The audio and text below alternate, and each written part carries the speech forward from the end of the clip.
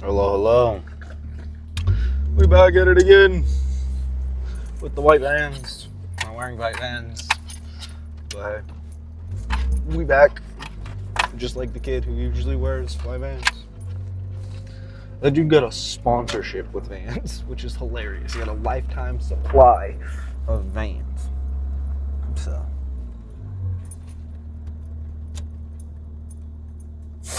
anyways, chest and back day. Great day. Don't know what to do with it, but we good. We living. We ballin'. But arms tomorrow, and then maybe rest or leg day. We'll see. See how I'm feeling. So I'm still very sore from yesterday, just leg day. I'm hoping that I am well rested by tomorrow, so I can hit it the next day. It's not the most maximum effort of high volume, high reward, stuff like that, but it's working just fine. I'm contemplating if it's worth changing it, but it's working.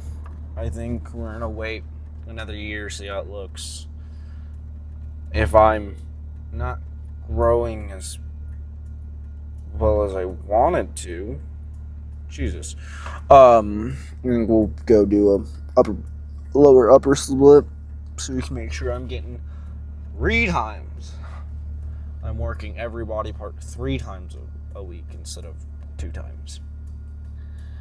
So that's the goal. That's what we're probably gonna do because it's working. I ain't gonna lie to you. As long as it's working, it does not matter. Because if you hit your working sets and they're fine, you're recovering just as fine, and you're seeing growth, you do not see a point in changing up your split or changing up your exercises unless you are getting bored of your split or getting bored of your exercises. That is the only time I believe you should be changing up your split like that. Now, yes, is it going to be a difficult thing to check that stuff? Yes, it's going to be a very difficult thing to figure out if you are growing or not, because muscle growth is so minuscule that it's hard to see within a week, within a month. You'll see noticeable changes within a month, but it takes a year for you to see actual drastic changes to your physique. But that is something you have to realize that's gonna take a while. So it's the long con is what this is. That's what the gym is the long con. Seeing how big you get over the years, not just in a short amount of time. I don't give a fuck what anyone says. Togi's favorite thing is, I got my dream physique in 6 months because of gear. You know what's crazy? He also lost his dream physique in 3. It took him 6 months to get it. He lost it in 3. He looks not that great for someone who was taking as much gear as he is. He looks kind of like ass. I ain't even gonna lie to you. So all I'm hearing is you take the short route, get your dream physique in 6 months, and you stop training, and then ta-da, you're Togi. Stupid. I'm sorry, but that is the dumbest thing I've ever heard. Because guess what? You could stop training for about 3 months as a natural, and you won't lose a ton of muscle. About the same amount. You will lose, I'm guessing, 10 to 15 pounds of muscle, which is a lot, but not a drastic. Oh my god. That thing is fucking pretty. That thing's so cute. Oh yeah. You could lose that much muscle in 3 months if you're unlucky, but you're definitely gonna lose that much muscle minimum wise if you continue to take gear and not work out. Wanna know why? Because gear does create muscle growth. That is not something I'm arguing. You could sit around and take gear and put on a ton of muscle. You know what's crazy? You could also work out, put on a fuck ton of muscle. But as soon as you stop working out, the gear is only doing the bare minimum. It's not activating anything else. Because all it's doing is activating hormone receptors to activate and build muscle. You have the idea that all this muscle is so easy to get and it's so easy to lose. Well, if you take the time and genuinely build the muscle and build up your actual physique over the years, it's going to take longer for you to lose it, because guess what? It's actually more muscle gram. Not weight, pound for pound, but gram-wise, it's denser. Because half the time, people can stay the same weight and get way leaner. Like Jeff Nippard. The dude's 160 pounds. I think just crazy. Dude's 5'4", 160 pounds. Fucking mind-blowing. You know what's crazy? He's that much weight, and he's leaner than he was when he was at the same weight, so he looks bigger, and he's actually bigger. He has more muscle. That is a crazy amount of tissue. People not understanding that 2 pounds of muscle is a lot of muscle. 10 pounds of muscle is crazy. The idea that people don't understand is I could be the same weight and be bigger because I'm leaner and I have more muscle. So if I got back up to the same body fat percentage, I would be bigger in overall. That's the difference. Brody Shreds is a very good example of that. The dude was 155 pounds. I am 5 pounds lighter than him. I mean, I am higher body fat than he is. That's how different it is. So he has way more muscle than I do.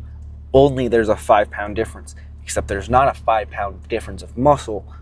That's just weight-wise. He's got probably an extra 20 pounds of muscle than I do, because he's 12% body fat and I'm around 18, 20. So that's the difference. The different understanding is that you have to realize that everybody is different. A lot of muscle on a different frame is crazy. Like, the idea of I don't have a ton of muscle. I am 5'8", 150 pounds. That is not a lot of muscle by the FMI scale. But it's bigger than most, so that's all that matters. I'm going to have to let you go early. Have a good day. Have a good night.